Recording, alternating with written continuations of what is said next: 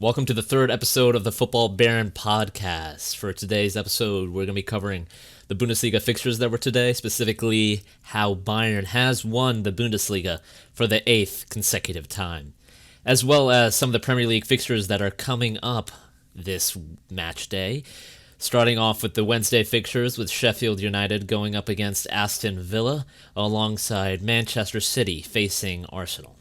I'm your host, Avez, and today we're going to be covering some pretty interesting things that's happening in the football world, starting off with Bayern, who won against Werder Bremen in a 1-0 win, which saw Robert Lewandowski scoring right after his suspension, as well as seeing Alphonso Davies getting his first red card. An impressive, solid win. Not a huge scoreline, but a strong, dominant performance from Bayern nonetheless, seeing them win their 8th consecutive Bundesliga title. The other match fixture of the match day was Borussia Mönchengladbach versus Wolfsburg, which saw Gladbach winning 3-0 against a Wolfsburg who is looking to secure Europa League qualification. However, with them dropping points, another fixture that happened later in the day was Freiburg versus Hertha Berlin, which saw Freiburg winning 2-1 with goals from Nils Petersen and Vincenzo Grifo, ensuring that they have now the 7th place spot in the Bundesliga at this current moment. All right, moving on to the Premier League, where we see Aston Villa versus Sheffield United. Now, this will definitely be an interesting match in terms of the table and respectively for both teams. Aston Villa are struggling with a relegation battle at this current point and will be trying to maintain that they hold up this season right after being promoted to the Premier League. While Sheffield United will be looking to capitalize with them missing out on one match day compared to many other teams. They are looking to get 3 points to take the 5th place spot away from Manchester United with a 1-point lead if they win this game. All right, now speaking on this match specifically, I want to bring up something that I've been pretty adamant about personally for this entire season, and that is Jack Grealish and how he has not been called up for an English cap. And I think it's a very interesting move or interesting decision by Gareth Southgate and the English national team. I don't understand it at all. I really don't. And it's such a dumb excuse if they say, oh, you're not in a big enough club. Aston Villa is in the Premier League, one of the most competitive leagues. I mean, he's facing against top teams that is like pretty strong, and he's still putting in a solid performances.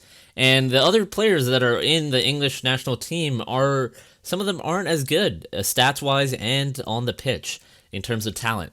Let's start off with Jack Grealish. He's had 9 goals and 8 assists this season in 31 appearances in all competition. That is impressive, especially for a small team, the team that is struggling with producing goals and setting up for their matches. And Aston Villa is doing quite poorly in the league right now. And then there's other players who are from stronger sides, and we see them not having as big as a role. Let's look at James Madison. Great player, don't get me wrong, for Leicester City. 9 goals and 3 assists in 35 appearances.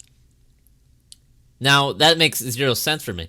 Why, if James Madison, stats-wise, he's doing quite incredibly. He's doing very, very well for Leicester, and he deserves to be on the English national team. Then why is Jack Grealish not on there? Jack Grealish on the pitch, specifically. Now, we're looking past stats, because based off these stats, Jack Grealish has played 4 less matches than James Madison and has better stats in terms of having equal goals but having more assists. But I don't understand. I just don't understand. On the pitch, Jack Grealish is so important for Aston Villa. James Madison is important for Leicester City, but Jack Grealish's influence and how he makes Aston Villa look way better than they currently are, and overall as an organization and as a team, he makes them look way better. But I don't understand again why he isn't called up when James Madison is. Now, James Madison, I think, deserves a spot on the English national team. He does, as an attacking midfield player. But another player I don't understand who's on the team, who is really young and isn't fully developed, is Mason Mount. 41 appearances for Chelsea in all competitions. 6 goals and 5 assists. He has 10 more appearances, and stats-wise, he's not doing well. But stats doesn't mean everything. But we see again that Jack Grealish, he's doing better on stats, but also as a player. He's on the pitch, he does way better, pretty versatile. He can play in a central midfield role, attacking midfield role, and he's even used by Aston Villa as a left winger in some cases. And the reason as to why Gareth Southgate doesn't choose him is just quite perplexing to me. And of course, we're probably going to see Jack Grealish move, potentially, with the reports saying that he could leave Aston Villa whether they survive the relegation or they get relegated. Now, he is a local lad, and he's shown his love for his team.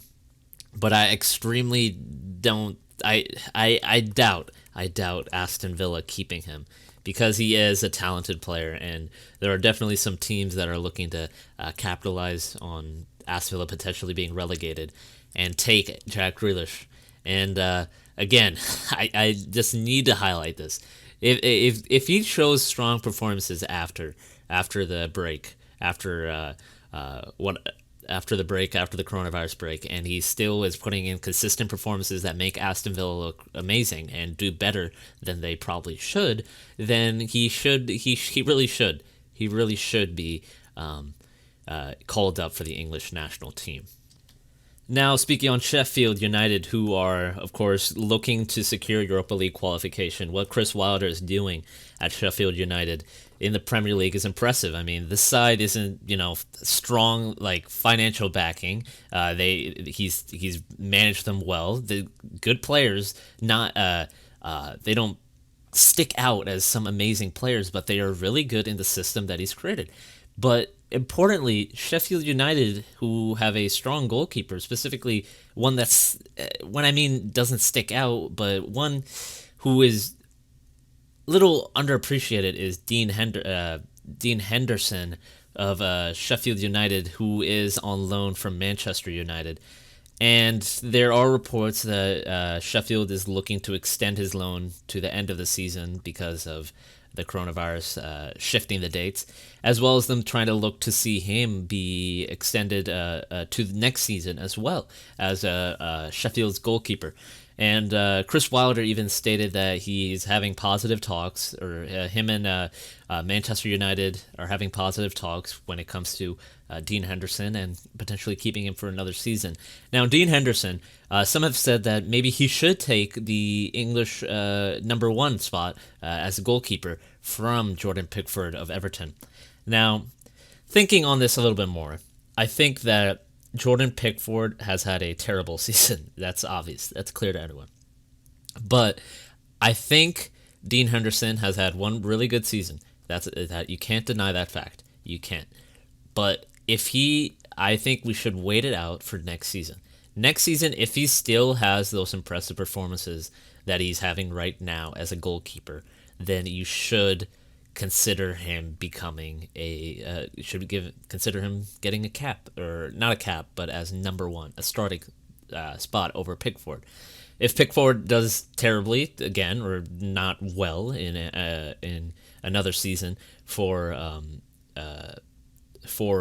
Everton as their goalkeeper, then he definitely should be considered to be replaced by Dean Henderson. In fact, even Ole Gunnar Solskjaer says that he's proven to be a number one for Manchester United in England. And since he's a Manchester United academy prospect, I think that he definitely is in the running, again, as I said earlier. And he even said this, Ole Gunnar Solskjaer: Dean has made some great choices over the years and has developed fantastically. We're looking at that in terms of where he's going to be next season. But as of yet, that has not been decided. And I think in the next couple of weeks or month or two, we will see if Dean Henderson will be extending his stay at Sheffield United for another season. Another game that will be on Wednesday alongside the Aston Villa versus Sheffield United game is Manchester City versus Arsenal. And now this game I don't think is that important overall. It kind of is important. Manchester City are, of course, banned currently, with no decisions coming out yet of their UEFA ban, meaning that they could potentially miss out on 2 seasons of Champions League football. and that does make it so that the fifth place is considered a Champions League spot. So another reason why Sheffield United could benefit. But also, it means that they have some other problems with some of their elite players potentially leaving, such as Kevin De Bruyne, who is reported to be making his decision on various factors, specifically if he's going to be playing Champions League football or not. And the UEFA board or whoever deals with the bans and appeals is saying that they'll make a decision in the coming month or two, I believe, and that could play a major role. If Man City is banned for a season or two, I think it could look very grim for some of their elite players, and they could force a move away from the club, specifically such as Kevin De Bruyne, who has been receiving transfer interest from teams such as Real Madrid, who are keen to see what Kevin De Bruyne's choice will be. But overall, on the match, again, Arsenal will be looking to potentially, they could, fifth place if Manchester City is banned next season. Fifth place serves as a Champions League spot, and sixth place would serve as a Europa League spot, meaning that according to the Premier League table right now, Arsenal, if they win that game against Manchester City, they can move up to seventh, and that could lead to them getting closer to potentially a Europa League qualification or Champions League qualification if they put on a strong series of performances. And it also could mean that Arsenal can focus on their system as a whole under Mikel Arteta, who is, as many of you know, been appointed as manager after Unai Emery and his poor performances as the manager of Arsenal. And also, Arteta is talked about, of course, integrating his system into Arsenal and rebuilding the team to where it was initially, as well as Arteta is said to have felt pretty positive with signing Aubameyang for a new deal at Arsenal, and it's really just going to be determined on if they can sell the vision to Aubameyang, one of their top scorers and top players, to stay at the club for another couple of years or another year or whatever.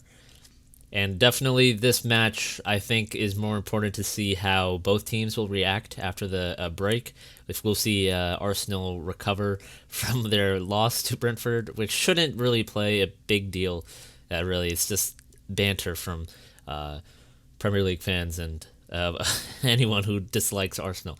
But it's really, I think, just an important game to see how the systems are holding up, with systems for both teams and how their style of football is playing, as well as Mikel Arteta facing his old team where he was an assistant manager under Pep Guardiola. But it is an interesting game, and I think it's definitely something that people should tune into. All right, moving on to some topics that aren't focused on the matchday fixtures. Starting off with Timo Werner, who is reported to be opting out of the Champions League for RB Leipzig. And RB Leipzig, who are still in the Champions League after beating Tottenham in the knockout round, sees them in the quarterfinals, meaning that Timo Werner, by opting out, is willing to not play in the quarterfinals for RB Leipzig. With the way the format is in terms of the dates and the time, the Champions League will be playing after the Bundesliga, meaning that when the Bundesliga finishes, then the Bundesliga teams that are currently in the Champions League will be playing after the league ends. And it's an interesting decision because I can see he's definitely eager to move to London and start getting acclimated to Chelsea and prepare himself for a new season at Chelsea. But I don't think it's respectful. I really don't think it's respectful as someone who's been at that team, RB Leipzig, for years now. He's played for them. There are fans at RB Leipzig who have supported him, and he's just willing to, abandon them for Champions League. I just don't see it. I really don't see it. He did an incredible job for RB Leipzig this season, helped them get to the quarterfinals, and now he's just choosing to opt out and move to Chelsea. Who knows? He might revert this decision, but I don't if that's not the case, then I'm going to be very disappointed. And I think that fans should definitely be disappointed in this type of behavior, especially Chelsea fans. I mean, I think that's a really low move to just leave and abandon your team that you've been with for years. You help them get to the Champions League quarterfinals with your performance as well, and then you choose to abandon them. I think it would be a real a gut punch to him, or mentally in his ego, if if RB Leipzig does win the Champions League somehow. I think that would be pretty entertaining. But other than that, I just wanted to highlight that because it was on the news and on our website, footballbaron.com. And I definitely think it's something to be disappointed about on a Leipzig fans' behalf because of what he did. But I mean, it's up to him. It's his choice as a player. He's just eager to get to Chelsea and start his career in the Premier League, continue his career in the Premier League. But definitely a bad decision, in my opinion. But moving on, we're going to be talking about Marcus Rashford and some of the amazing work he's doing. Some of you may have already heard what he's been doing, but just to for those who don't, and for those who don't know as much, Marcus Rashford has been doing some amazing things while he has had his back injury and under the coronavirus restrictions and how everything was canceled. He's helped a fund that helps children in England who don't have those school meals available because of the coronavirus and how schools have been, going online. And he's been helping in this fund and really advocating to help these poor kids who, with the financial problems that come around with coronavirus and how hard it is on families. Some kids will, be left hungry with not as many meals. And he's been donating to this fund. He's been advocating for people to donate and help these kids get the meals that they need and to not be hungry. And recently, he had an open letter to the UK government where he pleaded to them to help this fund and help donate to this fund to give to extend the length of giving meals to these kids.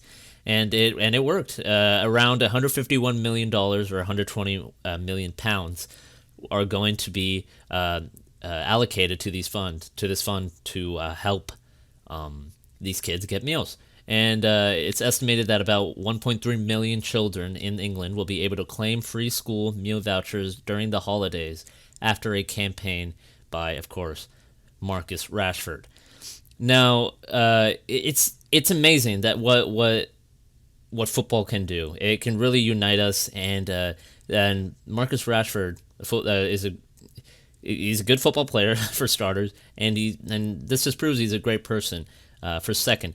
And he shared an emotional story on social media where he says, "My mom worked all day every day when I was growing up to make sure I had at least one meal on the table every night. I needed a breakfast club and free school meals, otherwise I didn't eat until 8 to 9 p.m. Not every child is fortunate enough to get that evening meal, so to give this campaign another boost and for us to reach a lot more children than we currently are, I'm doubling my personal donation to Fair Share UK."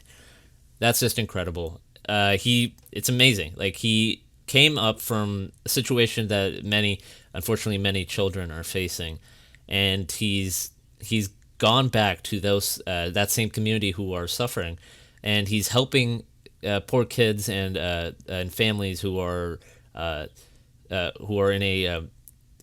facing these heavy problems and heavy restrictions and the heavy difficulties that they're facing, especially with the coronavirus adding on to it. And what he's doing is incredible and definitely important, and it really should. It's really admirable. I will definitely be rooting for him, even more now. Just based off these actions. A really good guy. And if you want to donate, the organization is Fair Share UK, FARESHARE UK. You can go to their Twitter or their site. Their Twitter has links which you can donate to, and as well as their site. But definitely, if you are willing, if you are able, it'd be amazing if you could also help. And I wish both him and the fund good luck and helping these kids. Now, this will conclude the third episode of the Football Baron podcast. I do sincerely want to thank every one of you for listening to this episode. And if you are listening to on Apple Podcasts, YouTube, Stitcher, Google Podcast, or Spotify, I want to thank you again. And if you can, please subscribe, follow, or like this video if you're on YouTube.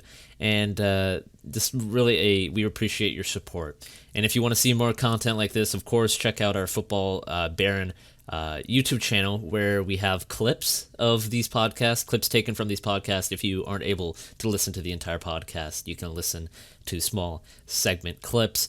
And you may check out our website, footballbaron.com, where we have our news site where we write articles about what's going on in the football world, if you would like to take a read. Of course, footballbaron.com. And I want to thank you all for listening to the third episode, and we appreciate you. Hope you all have a great day. And wherever your team is playing, well, I wish them good luck, and I wish you guys having another great day. Bye. Thank you.